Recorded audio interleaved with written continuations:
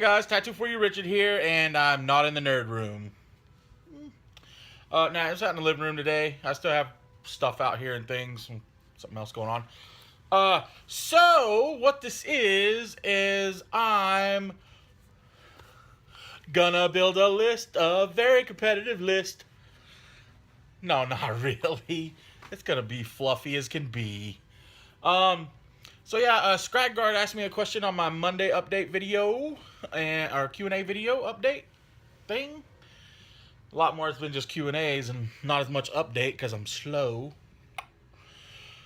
But yeah, he asked me a question. He said if I was going to be in a tournament, what kind of... if I was doing a tournament, what would my list look like? It's so fluffy! Because I like fluffy things. So I'm going to do my best to... I got on the ITC website earlier, kind of looked over what, tourneys are legal and whatnot. So I'm going to try to build a tournament legal list. And once I'm done with this video, I'm going to go table down in a little bit. I'm going to actually wait till my daughter's home to kind of help me a little bit because I have stuff that I need to get carried in there and brought around and moved around.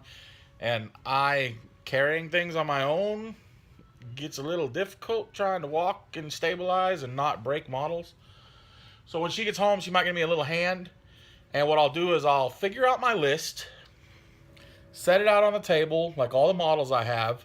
If I don't have anything built for that list, I'll show the box or something and say, hey, these guys are going to be there too because they're awesome. But yeah, I'll figure out an 1,850 point list and show it to you. And then maybe later on, I will do add-ons to this video of my reasoning behind certain things in this list, like my tactics for it. One of the tactics I had was already tried out by a friend of mine, Chief Live Gaming, and he told me it worked out pretty good, so that makes me feel somewhat confident that I can do okay at building a list, but I obviously need tons of more practice and experience. But let's go table down, shall we?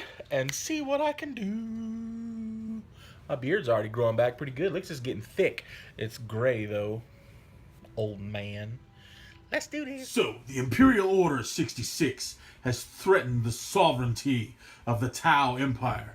So the Supreme Commander Global has taken upon himself to rally some troops to defend the honor of the Mare Cross Sept. Will this be victory or death?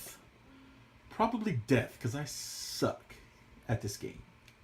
Anyway, here we are, table down, guys. Scrag Guard, like I said, has tasked me to create a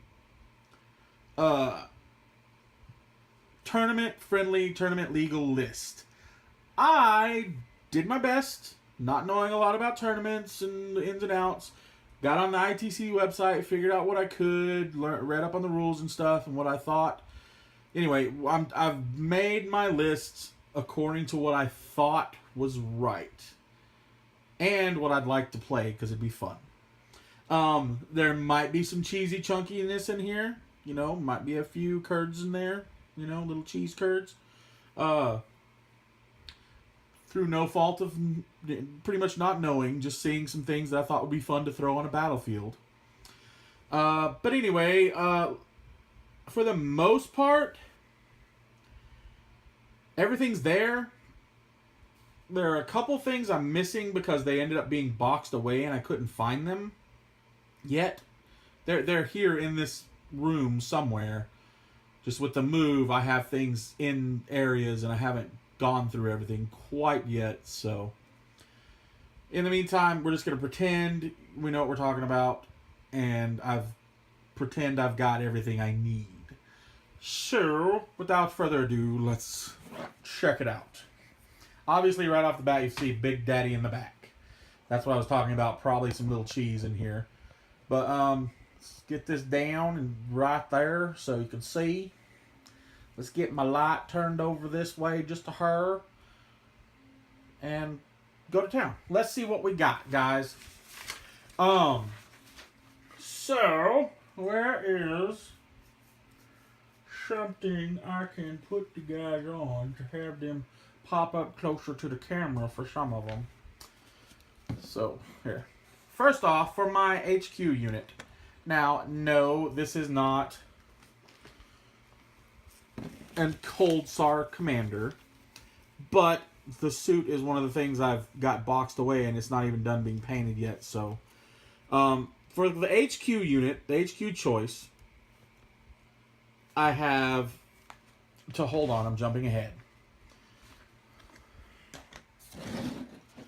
So first, what you see here is an 1,830 point list. I know it's 1850. I've got those few extra points that I can go back and I'm kind of add things here and there where I need, like throw some extra grenades here and there or something, or upgrade a Shazwee in one of the units. But well, to start with, for my HQ, I have what would be a Cold Star Commander. This is Supreme Commander Glowval. He is out of his suit right now because it's getting detailed. But he will have a XV-86 Cold Star suit with EWOs and advanced targeting system. Why? Because they just sounded cool. Secondly, we would have a 10-man bare bones base fire warrior squad. I did throw on a Fireblade, and with that Fireblade, I gave him a shield drone, and then this was the kicker. It says I could take any 2 drones from the drone list, told me the page they're on, and it just was the page with all the descriptions. But then you go to the War Gear page to show the drones, and certain drones are missing on that list. All the drones are 12 points. So I didn't know whether or not I could take it, but I took a Pulse Accelerator drone because I like the idea of adding a blurry camera. 6 extra inches to the squad. Because in my thinking, you've got a Fire Warrior squad. They get the rapid fire thing if they're within so many inches, you know, a shorter distance, you can fire twice. You have, or well, I guess you don't fire twice, you get 2 shots per guy. This way, with Cadre Fireblade, they get that again. As long as they don't move, they get 2 shots at full strength, full range. So I gave them the Pulse Accelerator to add extra 6 inches to it. So then they get, instead of 2 shots at 30 inches with the Fireblade, they get 2 shots at 36 inches with the Fireblade. I just thought that would work out and that would be awesome. I gave them the DS-8 turret with the smart missile system instead of the missile pods. Just because the smart missile system seemed more what I was going for in the fluffy thought of these guys. I love the concept of this thing, that this is on racks inside of an Orca overhead, and then when they're called, they just launch them out. They're Orca bays, and they come crashing into the ground next to the squad. And when the squad's done, they move away from it, move out of 2 inches with it, and that gets destroyed. And then if they go somewhere else, they can call it somewhere else. So like you go to one objective, claim it, or whatever, you know, you're going in one area, you get to an objective, you can call this down and plant it. You decide to leave that objective for whatever reason, that disappears, your guys fall back, or they move somewhere else, you can call another one. That's cool.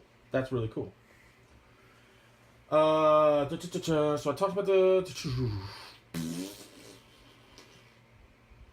Yeah.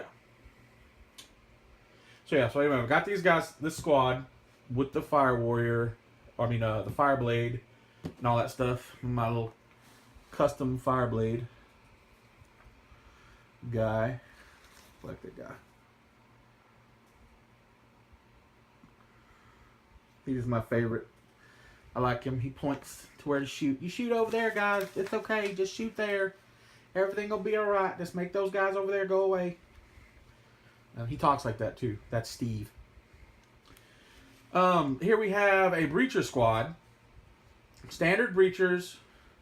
10-man squad.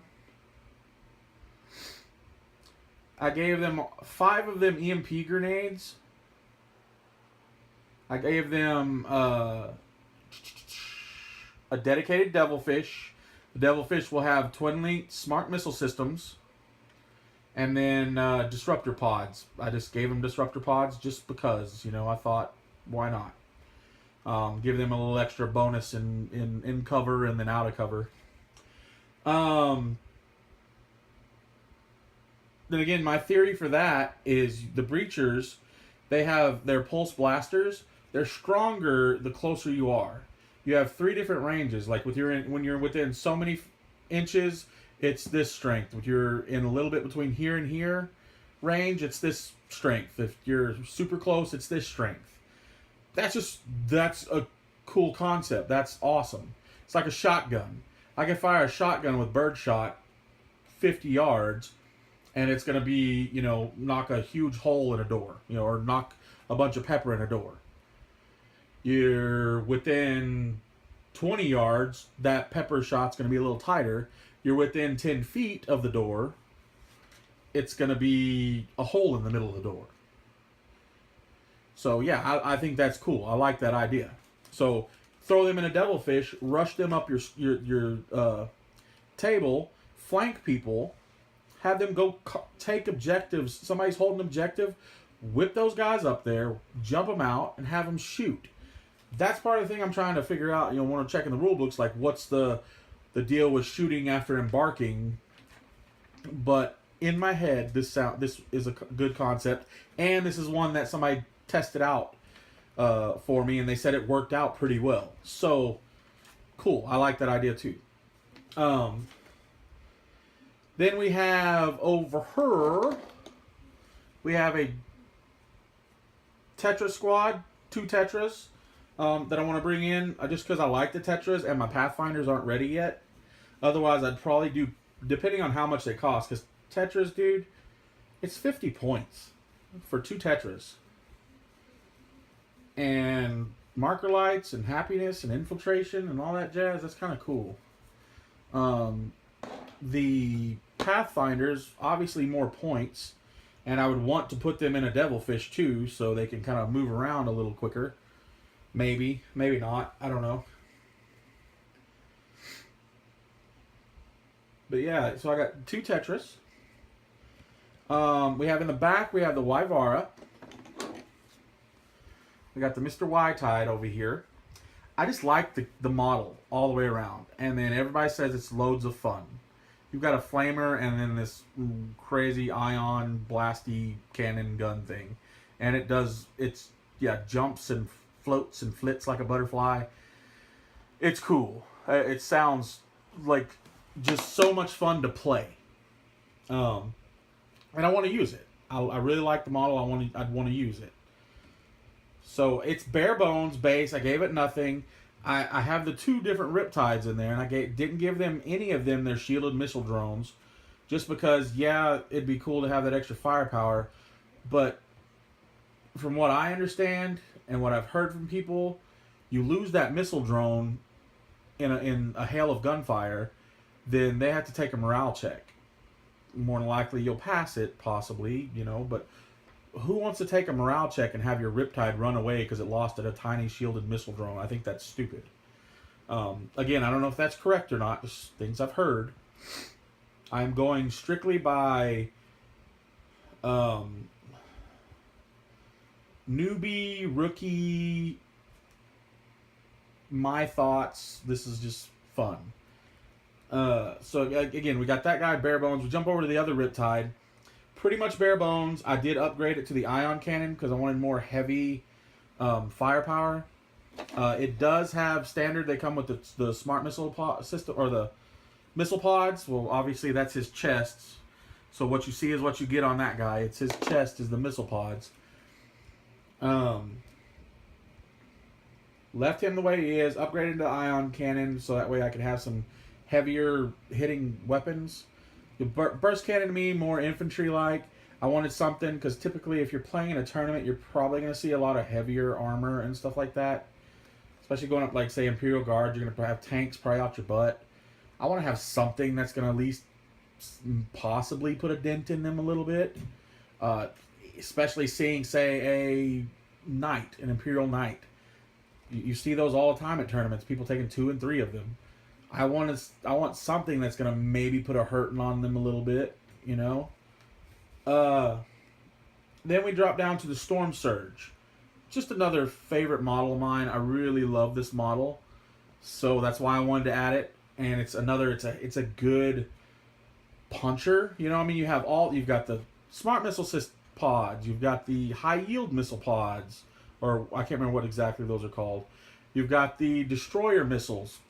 Marker lights, the one thing I didn't take is enough marker lights on this. The only marker lights I have are Fireblade,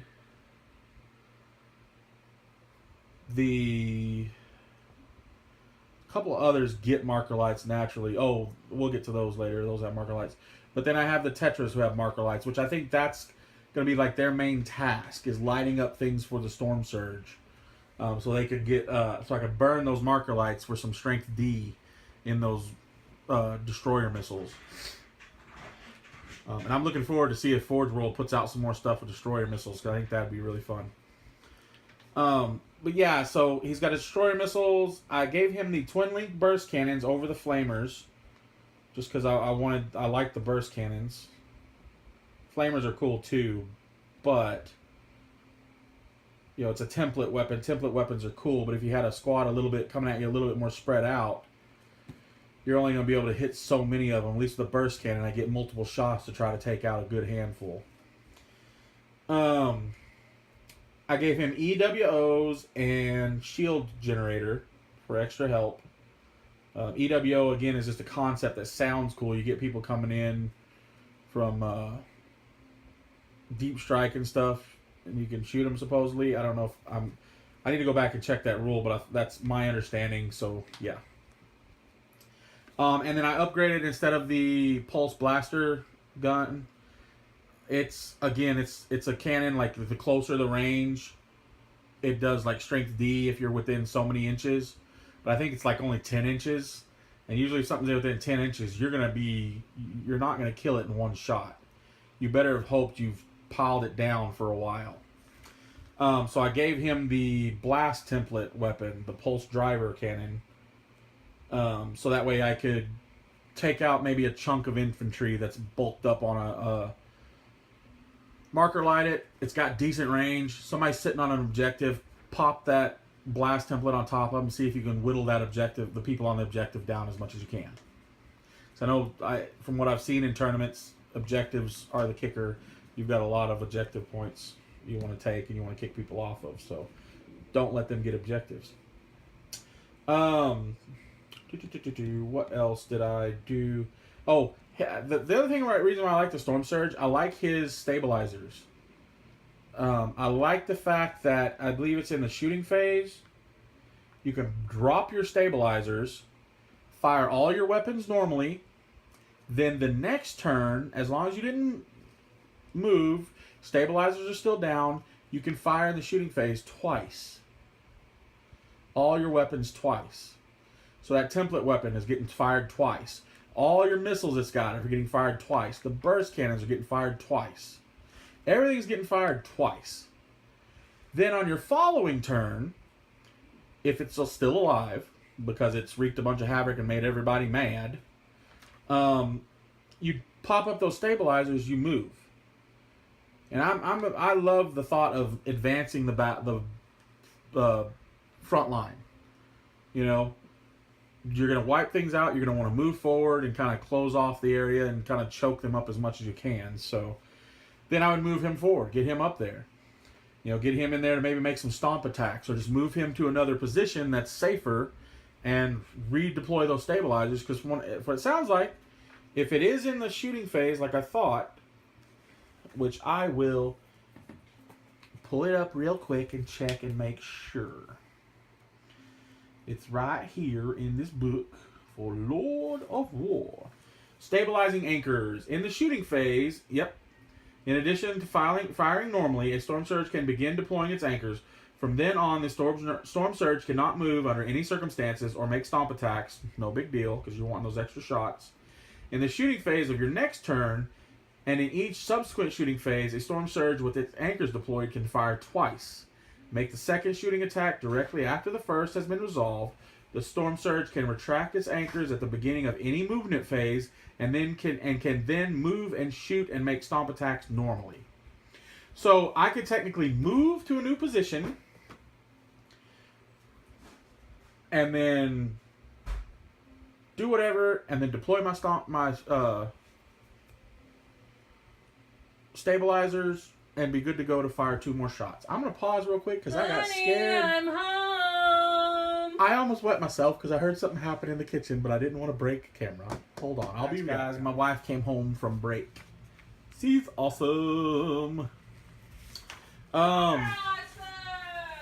Woo! And she wasn't talking about me, guys. She was talking about all of y'all. I don't think they heard me. You'd be surprised. They're a loud one. You're awesome. Oh. Okay, love you, Nene. Love you. I'll see you later. So we stopped with the Storm Surge.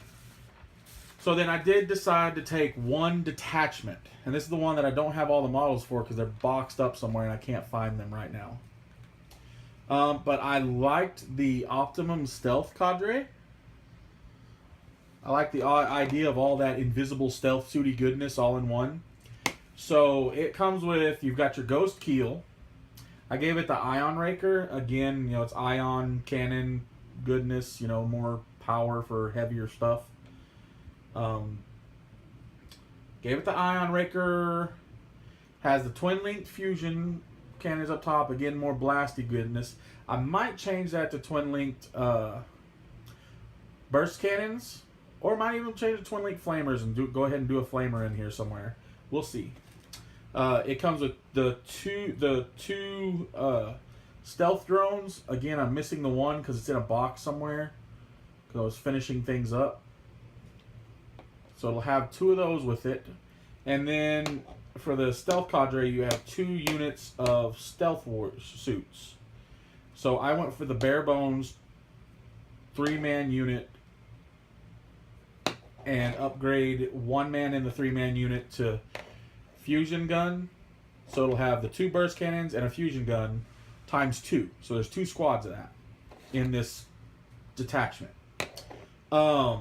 And then I gave the stealth suits also marker light and target lock. That's 1. They can take that together as 1 for 5 points. So I gave that to both of them. So yeah, I just, again, my reasoning for that is just I like the infiltration, I like the sneakiness, and I like all the cover saves that they get from all their shrouded and stealth and this and that.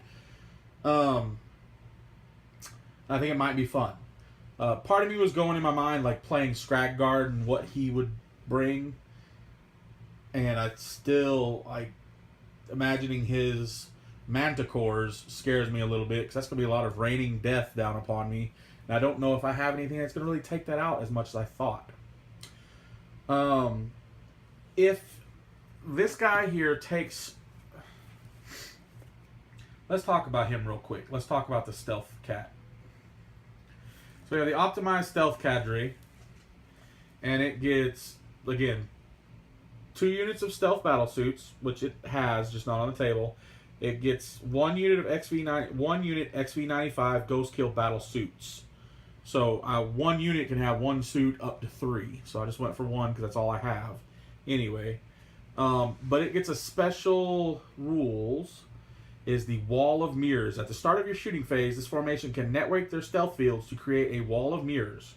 If you do so, then the weapons used by the formation's Ghost Keels and by any units of stealth battlesuits from this formation that are within 6 inches of a Ghost Keel from this formation have the Ignores Cover special rule. And these models add 1 to their ballistic skill for the shooting phase. In addition, their weapons are assumed to strike the rear armor of any vehicle they hit no matter what is actually facing. So that is another thing I thought would be cool for taking out those manticores. So I've got the Ion Raker and the Fusion Cannons. I got the 2 Fusion Cannons in the stealth suits.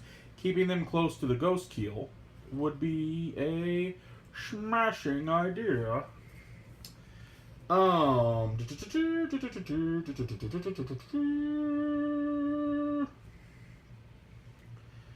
So it has its stealth drones. All models in a unit with one or more stealth drones receive a stealth special rule, including the drone. Any models already having stealth receive the shrouded special rule. Instead, models that already have stealth and shrouded receive no additional benefits. Pew. So the Ghost Kill has the special rules: Fire Team, Stealth, and Supporting Fire. Ooh, Ghost Kill Electro Warfare Suit. Hollow Photon Countermeasures.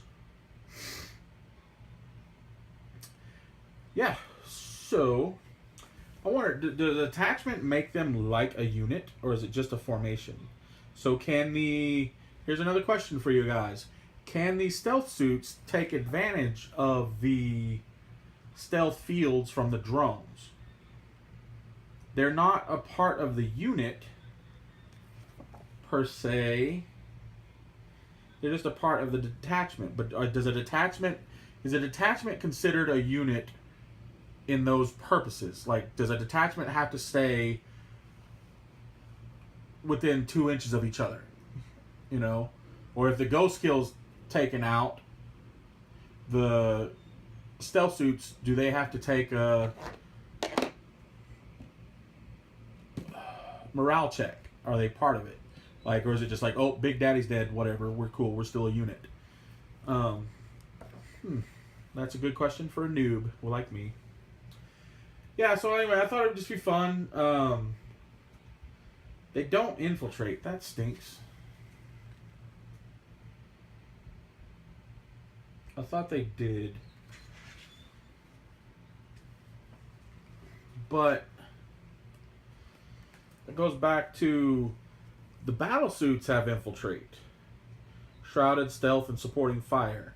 So can a detachment like this, can they use their infiltrate special rule or not? Do they have to stay together at the start of a game and then separate, or what? Man, that's a good question. Excuse me.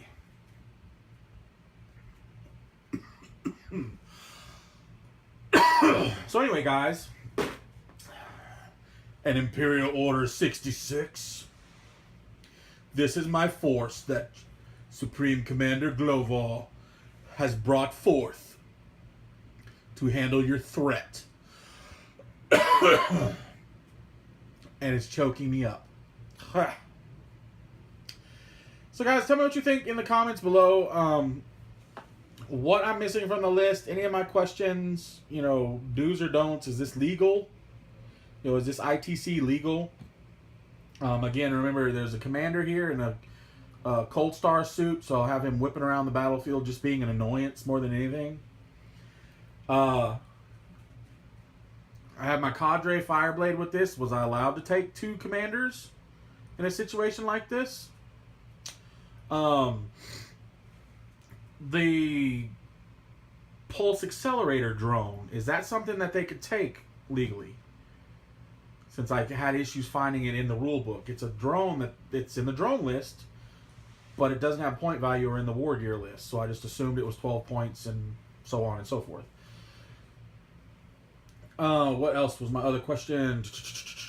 Well, obviously this guy. The infiltration aspect of these guys over here. Yeah, I think that's about it. I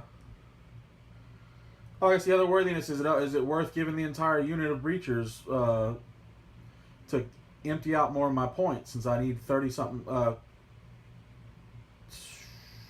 roughly 20 points, like 17 points left. Should I go ahead and finish out the rest of the squad? The other 5 guys, give them EMP grenades.